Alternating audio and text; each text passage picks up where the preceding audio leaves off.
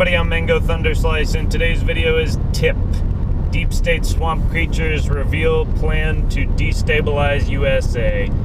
And we're going to be talking about the Transition Integrity Project, essentially these war games that, this group that is very much attached to the what literally is the deep state, the Obama-era national security apparatus.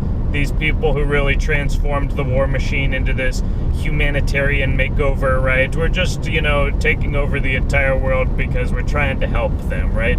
Instead of, George Bush and, we're going over there to fight them, we're going to take their freedom before they take our freedom. And, but that, I guess, the focus groups didn't work so well at that. And, in a certain sense, there is this artificial pendulum swing that is set up, and that is, the Hegelian dialectic, the problem, reaction, solution, and controlling the participants within that frame. And I do still agree, people, I have voiced my support for, President Trump and those red team, individuals, those Republicans who are against the global war machine and wants to, build this country and really ensure the prosperity of the citizens of the United States. I don't see any problem with that. Like, I fail to really see what people's big problem is with that new sort of Republican. I totally get and maintain my opposition to the neocons, right? And again, when we go out and we engage in adventurous wars, it doesn't actually benefit the security of the United States. It decreases it. It leads to blowback. And, it's not to say that we shouldn't have a military, that we shouldn't have a coherent plan of defense, and we shouldn't, be, engaging with the world and making sure that we don't just, let fires burn, that will grow out of control. But ultimately, not everything is our responsibility. Right now, like Turkey and Egypt and Libya and France and Greece are all basically getting into a scuffle in the Eastern Mediterranean, and it's over natural gas rights. It's the same old story. It's just energy over and over again, which again is why the grand conspiracy, if you will, is the conspiracy to cover up the nature of energy. And, it's very interesting, I guess, leading into the topic. And one thing that comes to mind is, how John Podesta and Hillary Clinton and a lot of these these very dark deep state creatures, almost the iconic ones, they're also peddlers of the alien cult, right? Of, aliens, aliens seeded the planet, and, all this basically artificial alien UFO narrative. And in a sense, they are pushing for disclosure. But I believe what they're pushing for, that disclosure as part of the Great Reset, in their mind was to unify with China and essentially introduce that AI into the global, governance structure, and essentially build what I dreamed about 10 years ago in a dream, a lucid dream. It was basically that, there's this technocratic parasite class, formerly known as the elite. Basically we're using this AI to govern all of the resource distribution on the planet, and in lieu of the free market, right? Because that's the problem mathematically with socialism, is that without the pricing mechanism, you don't know the actual true value of any goods. And so when you don't have that open interplay and that price discovery, it's impossible to plan development. It's impossible to make any serious plans because you don't actually know the cost of all of the components.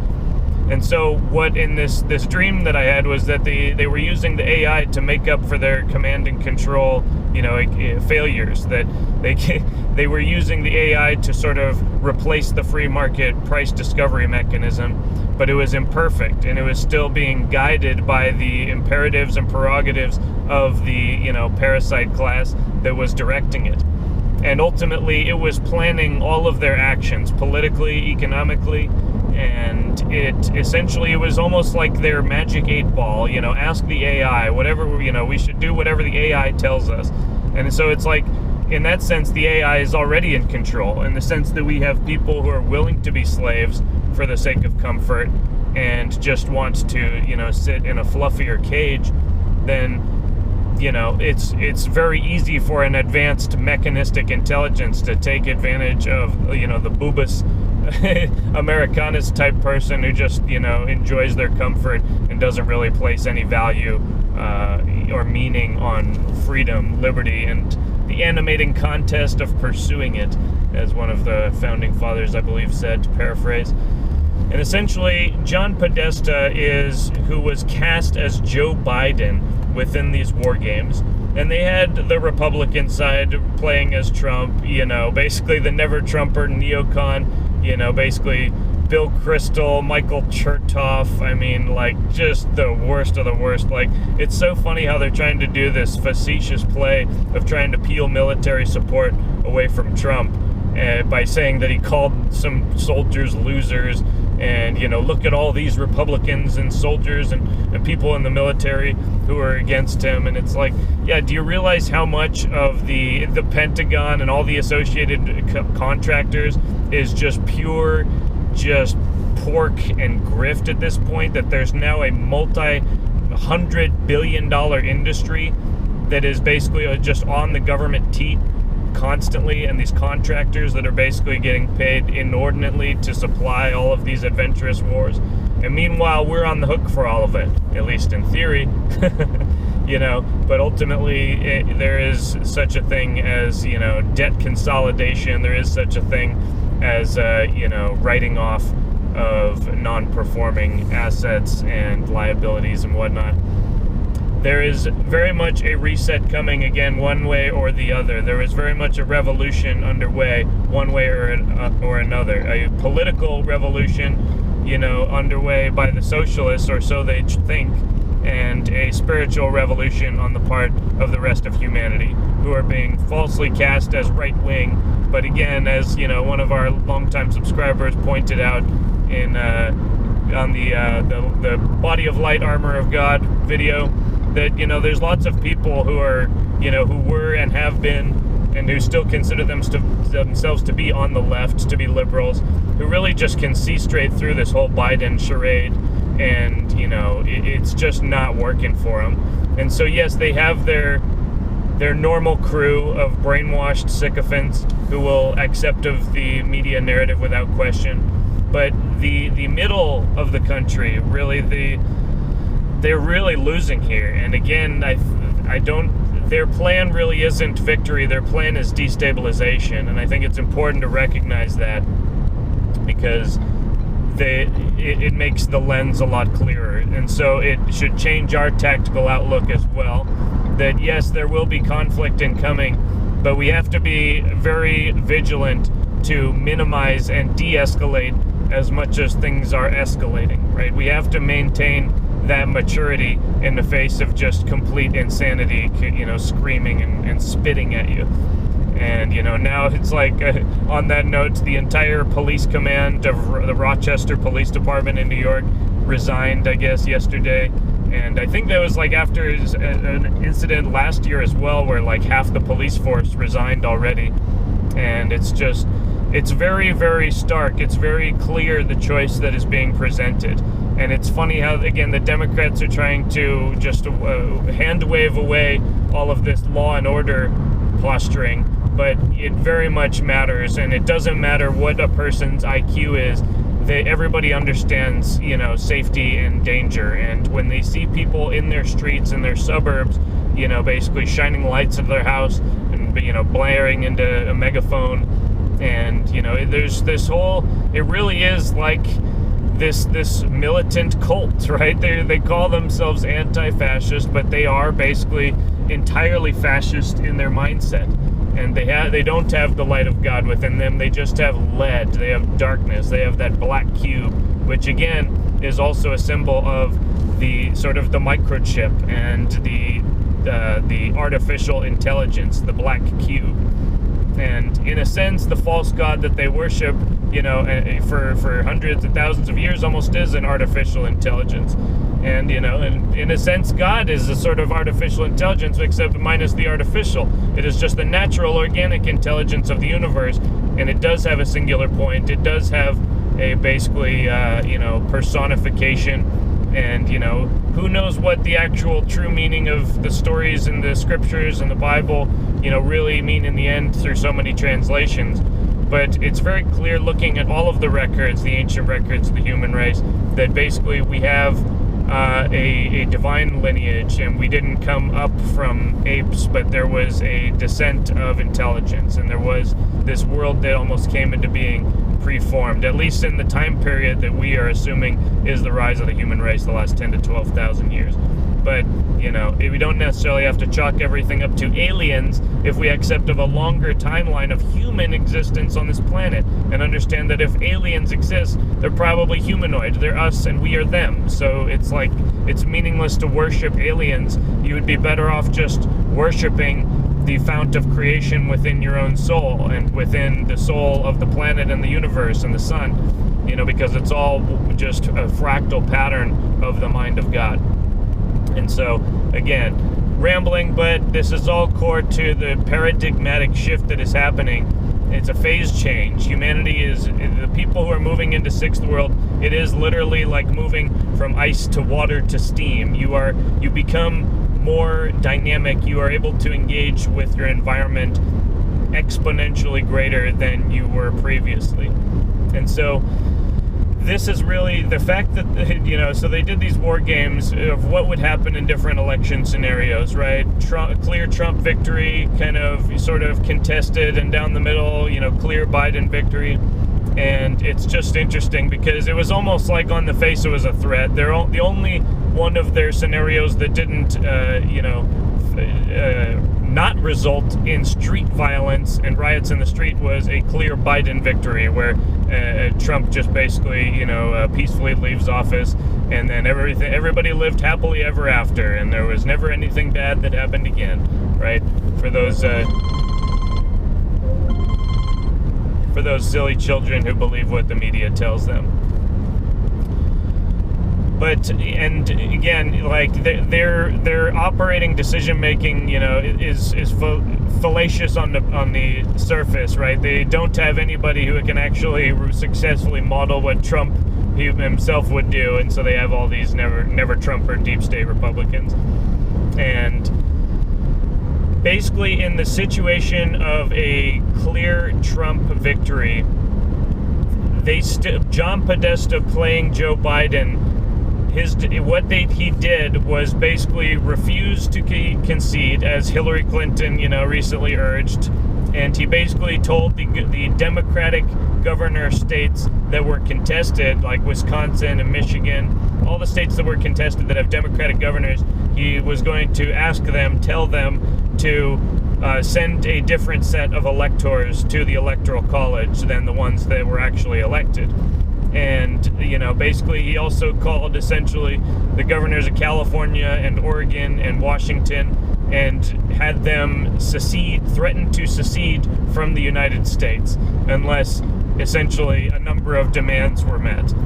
And so it's like right on the face, this is very extreme, and they're trying to cast Trump as extreme when this is their war games. This is what they're planning to do. And they're saying that this is all to defend democracy, right? We're going to completely upend the entire system of democracy and the Republic and the Electoral College simply so, we can save democracy. It's, again, completely insane to believe these things, but these people do because they have surrendered their faculties of critical thinking and rational, discourse. And so all they have is the narrative, and they feel that it's correct because they're constantly being artificially programmed. Their brain is being hijacked by media to tell them to feel this way. And, again, if they were to disconnect even for a short while and just allow that natural vibration, that wisdom of God to come back into them, bare feet on bare earth, and clear your mind, and just, have that humility, and, we get chastised as being so close-minded. These close-minded right-wingers, it's like, I fully understand the entirety of the liberal program. I have been in it. I came out of it. but they don't understand a single thing about how I think. They don't understand a single thing about how I operate and how I live. It's all just a bunch of different suppositions, presuppositions given to them by the media about me and about us and about who America is, who Americans are. And so it's very enraging, and it can take up a lot of time and energy to just be responding to things nonsense all the time, and why it's important to keep that in its proper place and put your main brunt of energy into productive action. But that being said, we are facing a very turbulent time in the history of this country. You know, as far as I'm aware in my understanding of American history, if that were to actually occur, if Joe Biden were to do anything like what John Podesta did in those war games playing as him, I mean, this would be the most extreme set of actions from the constitutional perspective since the end of the Civil War, right? And maybe the institution of the Federal Reserve and, confiscating gold in 1933, and again, a number of other things. It's been a turbulent ride in any case. But anyway, getting back to the story, what their demands were, Cascadia, as it were, California, Washington, and Oregon, their demands that needed to be met were essentially abolishing the Electoral College, splitting California into 5 states, and statehood for DC and Puerto Rico. So essentially in the hopes of essentially getting 7 new Democratic states. In reality, they're wrong, because Northern California would not be a Democratic state. Most of California, if it was broken up a certain way, would not be Democratic states. But that's incidental to the point, which is that they were demanding essentially complete surrender on the part of the other side, even when it was showing a clear victory for Trump. And basically they're demanding an end to the constitutional order. They're demanding, it's almost like a gunman and a hostage, and saying, we are going to basically kill the hostage unless you give us what we want. And it's like you realize you're dealing with a madman, and rarely is the best solution to just give the madman what they want. But again, this reflects the thinking of the operators. It really elucidates the insanity of John Podesta and the desperation, right? They understand that they have used this whole Russia shtick for the last 4 years to keep the narrative at bay that they are culpable and they are guilty. And, basically the fact that even QAnon is being referenced in mainstream media as frequently as it is now shows how threatened and desperate they are. Again, I don't place really any credence or attention whatsoever on the Q posts, or the literal, surface understanding of the narrative, but I think that the general whole thing is, it's hard to deny the people who have been watching and observing for decades, not just for a few months or a few years, that, there is this deep-seated satanic pedophilia in high levels of power. And in some sense, it's basically people just being sick and perverted and, completely traumatized and replicating their own trauma in others. Think Hollywood, think, basically a lot of San Francisco. But in another sense, it's a system of control. When you have people who are so compromised, who are engaging in acts that for any normal person would be considered beyond the pale and basically worthy of execution by firing squad, they make sure that the people that they want in power are in power and compromised. So that if these people ever get uppity, they can basically say, hey, you remember those tapes? You remember that party where we were at? You remember that basically, certain girl or whatnot? And, basically, again, that's what Epstein was. He was an agent of intelligence, of basically, the empire. Again, yes, he was, he had a Saudi Arabian passport. He, all the evidence implicates him, and Ghislaine Maxwell is Israeli Mossad connected. Again, her father, Robert Maxwell, essentially was had the Jewish equivalent of a Viking funeral in Israel, but when he died under very mysterious circumstances. But there's absolutely an imperial structure that transcends, basically the UK or Israel or the USA, but ultimately you get to admit that they're all connected and they were all formed by essentially the same clique. And so the more that we reveal their identities, the more that we zone in on who exactly they are, who they have descended from in terms of their degeneracy and their, control of society, their artificial power. And so John Podesta is absolutely one of them, essentially, a swamp creature of the very lowest order, if you will.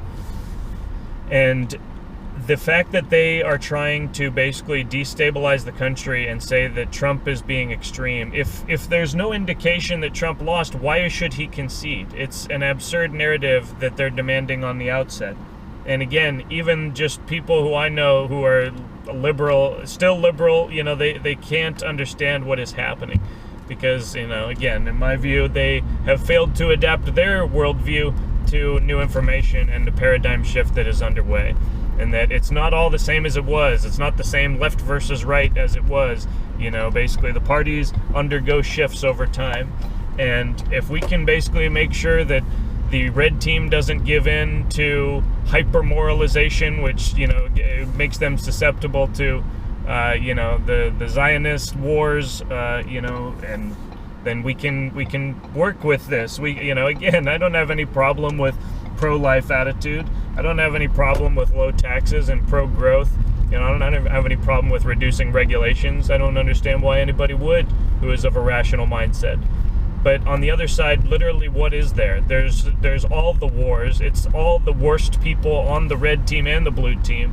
It is literally all of the most disgusting swamp creatures, praised and celebrated by other degenerate, disgusting, people from Hollywood and all over, and internationally the most corrupt people in the world.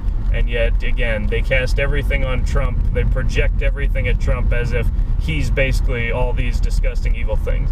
And again, I'm sure that Trump lived in that world for many decades. And the thesis is not that Trump is an angel. The thesis is that Trump is a man who is good in his core, in his heart, and has seen some of the scum and the evil. And that, yes, he is a part of a number of individuals and groups within the existing structure who have known about this and who have sought to overturn it. And, our day in the sun is now and soon to come. And it is very exciting to see. Again, maintain your attitude, maintain your morale, because even if everything completely falls apart, it still doesn't benefit you to be black-pilled. You still need to maintain your morale in order to respond to any situation. And so, we'll see. We will be splitting up California, Mr. Podesta, but it won't be 5 states held hostage for a presidential election. It'll be the state of Jefferson as the counties of California, the northern counties, and the southern counties of Oregon, for that matter, just basically come together to have a constitutional convention and essentially a petition for statehood. And, everything can be done. And this is what is very exciting once you learn the structure, is because you learn how you can change it. Everything's very scary when you don't understand the rules on which things operate. When you start to understand the rules, you can obey the rules, and that actually gives you freedom. Obeying the cosmic rules is freedom. Failure to obey the cosmic rules equals slavery, okay? So again, the straight and narrow path is the path to Valhalla, to heaven, to, the kingdom of heaven. And it is the path to hell is, a 16-lane highway and rolling downhill. It is very easy. It's always easy to give up. It's always easy to accept a pre-scripted narrative on any side, on the right, on the left, but it's hard to take responsibility, at least for most people these days. It's hard to take responsibility. It's hard to have that humility sometimes, and it's hard to see the light in the darkness. But ultimately, when you can project that and shine that from within your own self and turn your mirror to the sun, in the metaphor that I am fond of using, a mirror to the sun is brighter than the brightest fire. The biggest bonfire is not as bright as a mirror held to the sun.